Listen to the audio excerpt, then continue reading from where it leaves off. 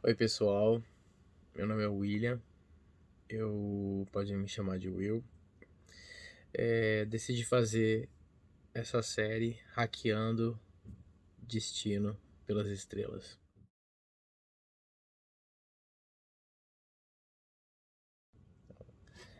Para quem não conhece astrologia, não está familiarizado com todos aqueles desenhos, com todos aqueles símbolos que o mapa astral traz, eu decidi fazer um mapa astral mais lúdico. Então, esse é o, é o aplicativo e esse é a posição, a configuração dessa posição referente à data de nascimento de Xuxa Meneghel. Essa celebridade incrível, essa imperatriz, essa diva brasileira para muitas gerações. Né? Eu falava sobre o signo ascendente. O signo ascendente é o signo, aqui seria o globo terrestre, e nós vemos aqui a posição norte, ou seja, da Rosa dos Ventos, que né, pela bússola leste aqui está. Então, os signos, a elíptica signal, ela está destacada aqui nesse tracejado. E aqui está a constelação de Caranguejo, constelação de Câncer, que nós conhecemos, né? E aí você me pergunta, mas o signo dela não é Câncer. Signos, quando a gente fala que o signo de alguém é determinado signo, é comumente, na verdade, é o signo solar, né? Ou próximo, que seria a posição do Sol o dia que a pessoa nasceu. Mas lembrando que nós estamos vendo uma visão astronômica do céu quando ela nasceu, certo? Isso dá uma outra precisão pra gente em relação às posições, perfeito? Então vamos lá. Então o signo que está na posição leste, onde o Sol nasce, é o signo ascendente. Então nós vemos os signos que correspondem ao ascendente para a Xuxa é o signo de Câncer e também o signo de Leão na primeira casa, certo? Então o signo de Câncer e eu vou falar para cada posição. Agora não é tão necessário, não é tão interessante uma descrição muito grande sobre a posição de cada astro. Eu vou fazer isso de acordo, intercambiando com o mapa físico, certo? Com o mapa físico não, o mapa gráfico, né? Então vamos lá, falar um pouco sobre esse ascendente, que é o corpo. Então, o ascendente, ele traz uma marca mais importante, que seria o nosso arquétipo terrestre. Quem nós somos, como nós somos visto pelas pessoas, e qual vai ser a marca que a gente vai deixar, que nós deixaremos para as pessoas que estão ao nosso redor, ao mundo, e como nos seremos conhecidos. Então, como a nossa imagem se projeta para o mundo, porque o corpo físico é o nosso invólucro, é o nosso carro, é a nossa direção, é a nossa máquina primária. Então, o signo que rege e a casa 1, né, que é esse ponto do leste, certo? O signo que está lá, e se tiver algum planeta, influencia muito o corpo. No caso da Xuxa, a constelação de Câncer, junto com a constelação, vou falar um pouco da constelação de Câncer. A constelação de Câncer, ela é regida pela Lua e é do elemento água. E está relacionado também com a estrutura física, né? Seria como a casa do nosso corpo. E ela já vem com a constelação de Câncer marcando o ascendente. E isso é bem interessante pelo seguinte, porque a posição do corpo trazendo a casa de Câncer, que também representa a casa, representa que ela vai ter uma estrutura óssea mais forte, uma estrutura corporal mais robusta, né?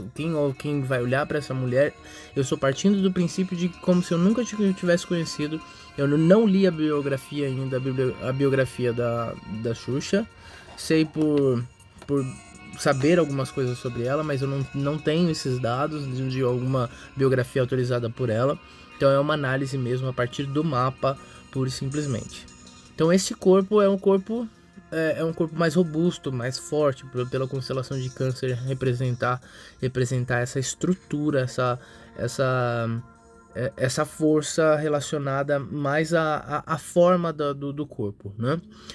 E para ressaltar essa característica, nós temos a presença de Marte, ou seja, do planeta Marte aqui, que traz a força do guerreiro, ou seja, a canalização de energia, como ela expressa energia, né? E Marte, junto com o ascendente, mostra que que o corpo físico vai mostrar para as pessoas, vai ser um corpo físico que vai intimidar as pessoas, porque pela sua estrutura, pela sua força e também por demonstrar, ou por ter uma atividade um pouco mais, né,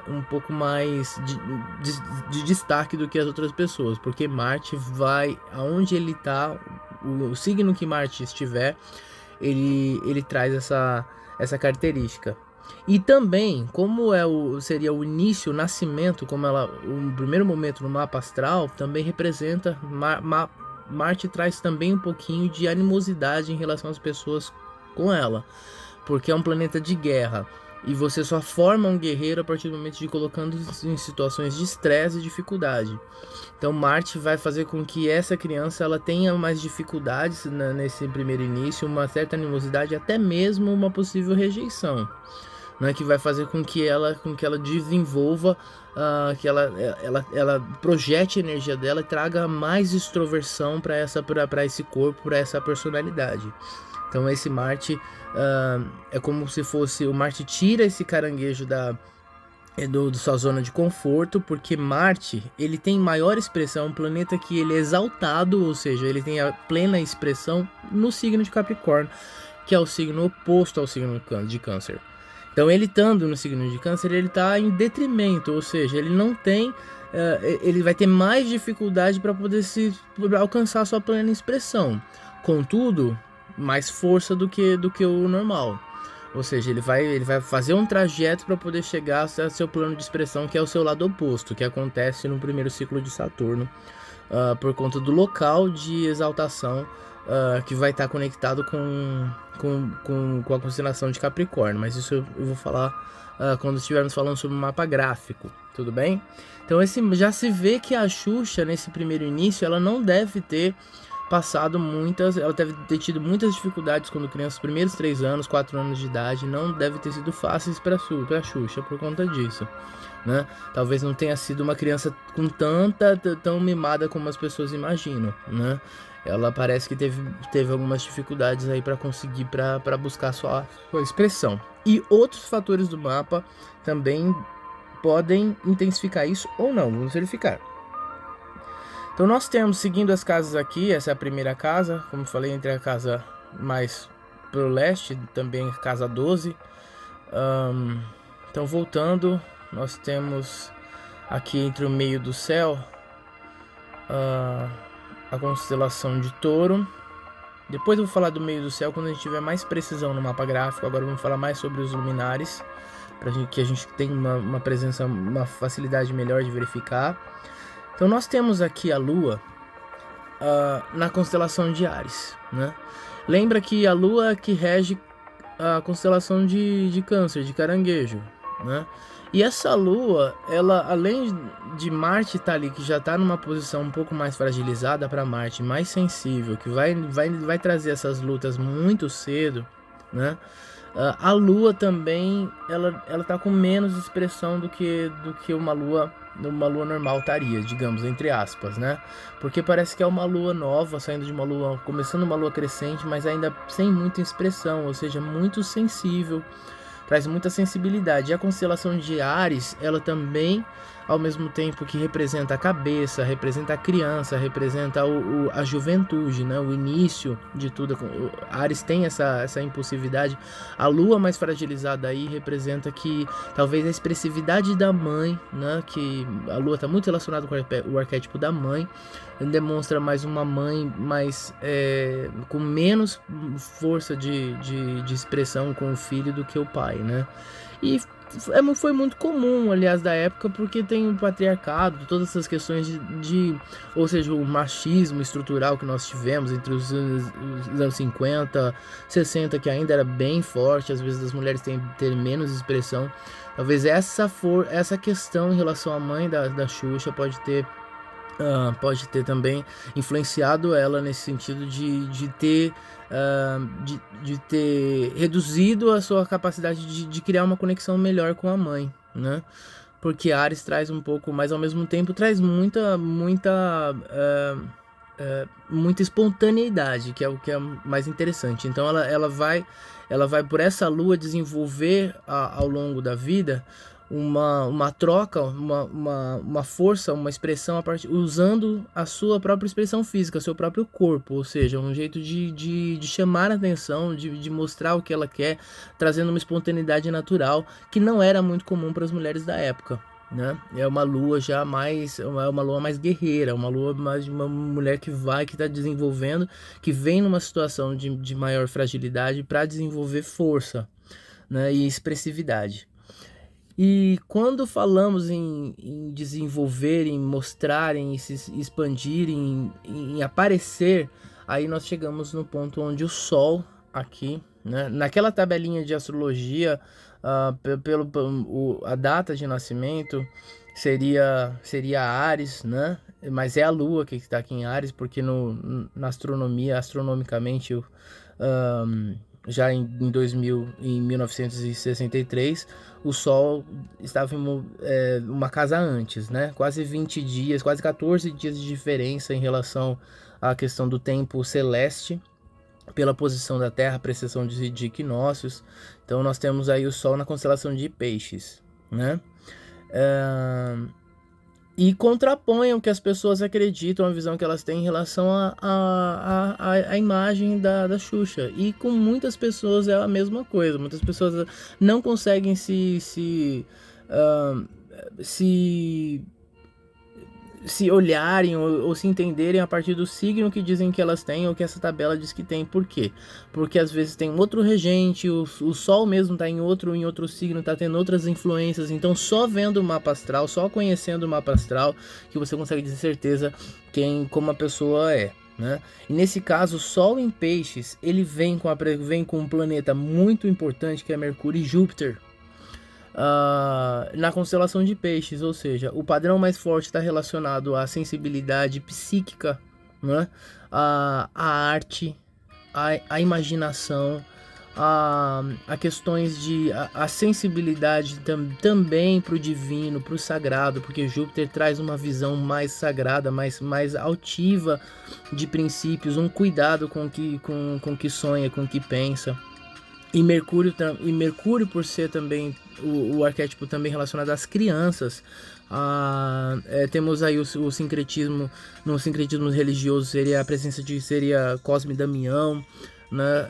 A presença da juventude, que precisa, o que ela vai aprender, como ela vai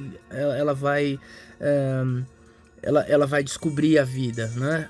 A partir de qual olhar? Então vai ser a partir desse olhar, com essa fragilidade, ao mesmo tempo esse sonho pisciano, essa capacidade imaginativa, voltado aí a trazer os conteúdos inconscientes, no sentido do inconsciente coletivo, da fantasia, do imaginário infantil, que ela usou de um jeito com muita maestria depois, com o passar dos anos, trazendo aí, alinhando a sua missão de vida, que nós vamos verificar em outras questões do mapa. Mas só por essa conexão a gente já vê alguém com muita iluminação. Essa época, na era de Peixes, estava relacionada aos iluminados.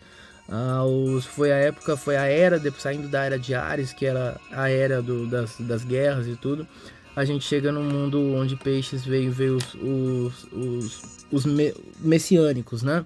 Seria Buda, depois Cristo e outros messias e outros iluminados da época. Então é uma constelação com um poder messiânico muito grande, de trazer, de conhecer o ser humano a partir da sua própria essência, a partir do seu próprio sonho, a partir do seu próprio imaginário, daquilo que ele emana em si, né? É bem interessante essa posição, né? E aqui nós temos na sétima casa. Aqui está por volta da oitava casa, eu vou falar melhor sobre isso no mapa gráfico. Agora vamos falar um pouquinho sobre a sétima casa aqui, que nós temos Aquário. Tem Vênus aqui em quase uma conjunção com Saturno, né? Saturno representa o pai, é o planeta, o arquétipo paterno, né? É o planeta do patriarcado, das questões mais conservadoras, né? Da educação. Com a presença de Vênus, estando na sétima casa, já mostra pra gente que Vênus por ser o planeta dos recursos, do dinheiro, da capacidade de reter para servir, para trazer beleza, conferir bem-estar, segurança, né? Segurança material. Então Saturno junto já demonstra na sétima casa que a sétima casa é a casa do casamento, da direção da vida, das parcerias e das alianças. Já demonstra que nesse primeiro momento, por essa posição e ainda estando em Aquário, que é a casa do casamento, que ela pode ter um relacionamento com um homem mais velho em determinado momento, né? Mas que em primeiro momento na vida, que é no primeiro desenvolvimento, primeiro ciclo de vida, tanto de Saturno quanto de Júpiter, ela vai ser o pai para a família. Ela vai ser alguém que as pessoas vão olhar como referência, alguém que os amigos, as pessoas ao redor buscam para poder se sentir seguras, para se sentirem bem, para poder, até mesmo em questões de materiais, as questões financeiras. É alguém que veio também porque o Aquário traz um viés muito grande de altruísmo, ou seja, de entrega pela uma humanidade, um senso de altruísmo, de humanidade muito grande, né? Como Vênus é muito lindo essa posição, é muito linda essa posição, porque traz muita benevolência, traz humanismo, traz capacidade de caridade, de amor ao próximo muito forte, e estando com Saturno ainda como aquele pai que provê tudo que os filhos precisam. E ela vindo com essa força, com essa sensibilidade feminina, com esse poder de mulher e com essa cabeça tão sensível, mas ao mesmo tempo responsável, fez dela para a época e para as pessoas na família, deve ter trazido um destaque no momento certo que ela precisava para poder mostrar a arte, como ela se expressava e a beleza que ela tinha, não só física, mas também como de alma, como uma beleza psíquica e o seu objetivo de vida. Então, aqui olhamos só o meio do céu, que é a parte superior do céu, e no mapa gráfico nós vamos olhar com as outras constelações e as posições, porque aí nós vamos entender aí quem é Xuxa, a artista, a celebridade, depois desse primeiro desenvolvimento dessa infância.